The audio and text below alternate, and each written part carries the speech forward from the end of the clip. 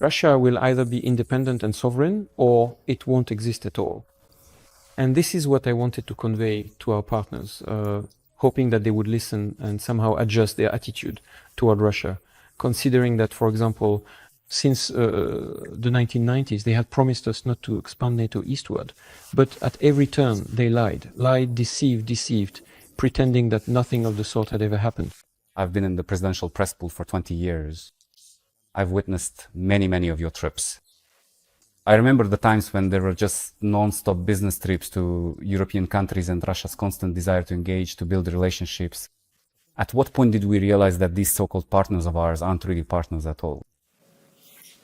That was clear from the very beginning of the 2000s. Still, we had illusions, and I did too, which boiled down to this. I and many others, I'm sure, at that time believed that the problems in the relationship between the Soviet Union and the so-called West were fundamentally rooted in ideological differences.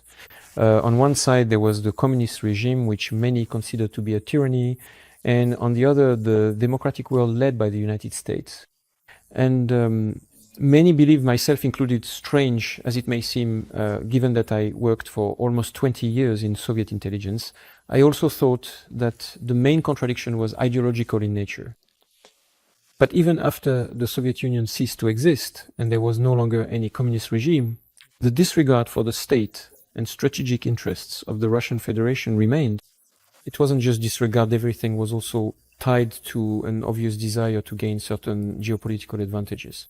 Moreover, even when I became president, I didn't understand everything right away either. I started to point out to my colleagues, look, you say one thing, but you do another. And here is the evidence. And I presented this evidence. They nodded their heads and said, yes, we'll sort things out right away. And nothing happened. In fact, it was exactly the opposite. It became obvious to me that ideology probably did have some significance. But still, at the root of all these contradictions lie geopolitical interests. That is the main fundamental point. And considering that the Soviet Union committed an auto da fe, liquidated its flooding, I think, and I've never discussed this with my predecessors, they proceeded from the assumption that Russia would become part of the so-called civilized world. No, in the West, they decided, well, the Soviet Union is gone, so why should we follow the rules when it comes to Russia, which doesn't have the same potential power the Soviet Union had?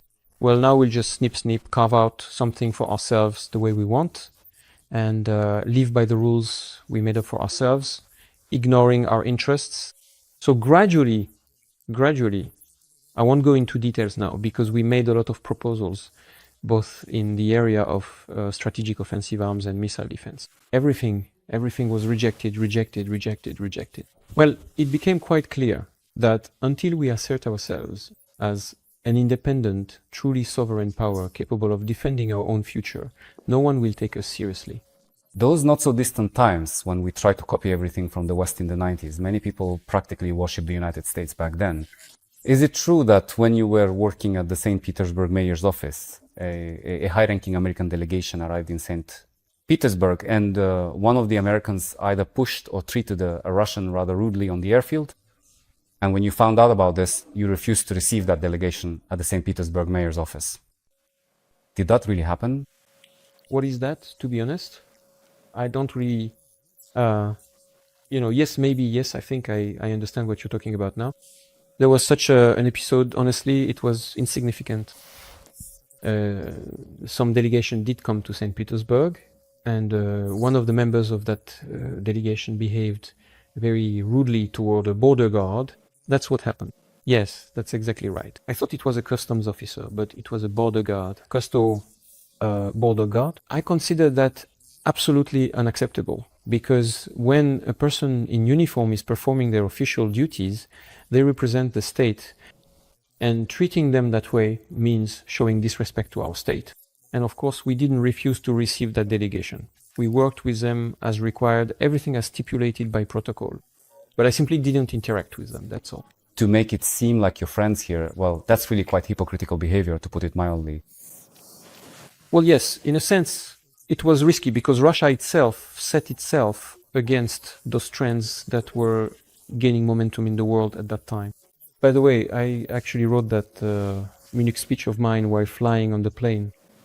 While I was flying, I looked over the preliminary draft my colleagues had prepared for me, set it aside, and rewrote everything from scratch. Not because we wanted to confront or argue with anyone.